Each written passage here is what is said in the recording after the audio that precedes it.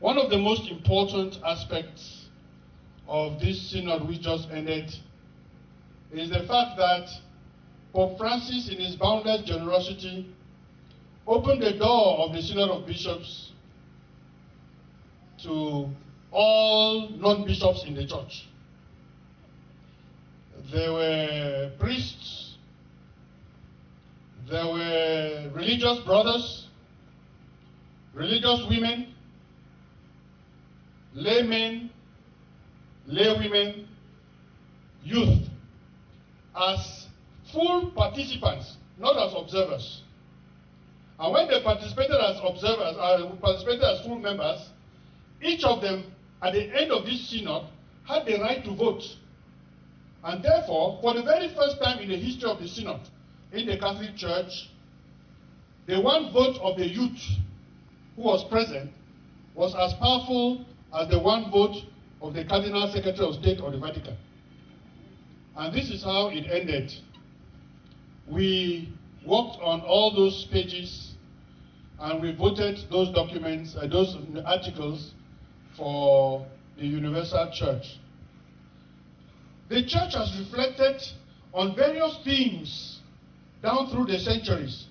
But this time, the Church decided to reflect upon itself. What kind of church do we want at the dawn of the second millennium? What kind of church do we want that will adapt to the science of today? And quite a few points came out. And I explained all that last time, but in the course of fixing up the theme, the Holy Father talked to us about synodality, participation, communion, and mission. And last time we said that these three themes are the pillars on which synodality stands. Communion. Communio has to do with unity. The church remains one. The church remains Catholic. The church remains apostolic. It is one faith that we share. And therefore, whatever we are doing in communion, in unity. Superior and sisters of the congregation. Congregations in unity with their bishop. The bishop in unity with the Holy Father. The bishop in unity with the priests. The priests in unity with the Christians. All of us are supposed to act in unison. And this is what leads us to participation, because for us to act in unison, everybody must put their hands on deck. The last point of there is mission. Our church at the dawn of this millennium is a missionary church. A church in which all of us, each baptized, is called to go out and spread the good news. The church gives each one of us a mandate. As the Father sent me, so I am sending you. Go and preach the good news to all creation. And everyone is implicated in this good news that we are preaching. And in this, we are supposed as church to highlight the charisms of the laity, the charisms of the religious, and the charism of everyone in the church. Don't quench the Spirit. The Spirit can speak through anybody. The Spirit can speak through the smallest child, as well as the Spirit can speak through the dullest woman. The Spirit can speak through anybody. Don't quench the Spirit. Keep the avenues of the Spirit open. But what you have to do is listen. Listening is an essential part of the Holy Spirit's action. And therefore, we are called to all the time listen. What is the Holy Spirit saying to the church of today? Just like John asked in the book of Revelation, what is the Holy Spirit saying to the 7 churches in Asia? Today, we are asking the same question. What is the Holy Spirit saying to the Church of Africa? What is the Holy Spirit saying to the church in Asia? What is the Spirit saying to the church in North America, to Latin America, to Europe? What is the church, the Holy Spirit saying to us as Christian faithful, one holy Catholic and Apostolic Church? What is the Spirit saying to us? This calls for us to do listening. And this listening comes from the fact that we are able to allow the other people to also talk. Listen to them. Listen. Pope Francis says that synodality has to do with participation. And in that participation, we must be able to get each other to express themselves at all levels. In our local church of Bamenda, we have started from the small gospel sharing groups, which are an integral part of the small Christian communities. From the small Christian communities, we have our mission stations. From our mission stations, we have our parishes. From our parishes, we have our deaneries. From our deaneries, we have our dioceses. From our dioceses, we have our national church. From our national church, we have our continental church. And from the continental church, we have our universal church. At each stage, listen. The Synod made a difference between decision-making and decision-taking. In decision-making, you must listen to what everybody is saying. But somebody must take the responsibility.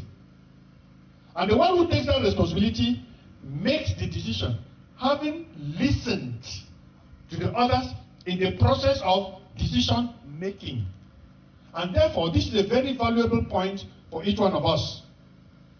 And it goes on to push us, bishops, priests.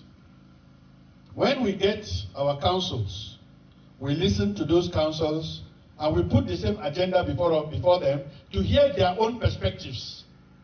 And just to share with you a little bit from the perspective of this archdiocese, when we have our pastoral week, we have one agenda. We don't have two agendas, one. And for that one agenda, we listen, we start with the laity council, the same agenda. When we discuss the agenda, we hear what the lay people think about this particular agenda. We carry the same agenda to the presbyteral council and subsequently to the presbyterium. We listen to what all the priests are saying. We carry the same point to the College of Consultors. We bring it to the Diocesan Finance Commission and Council. And we bring it to the Pastoral Council.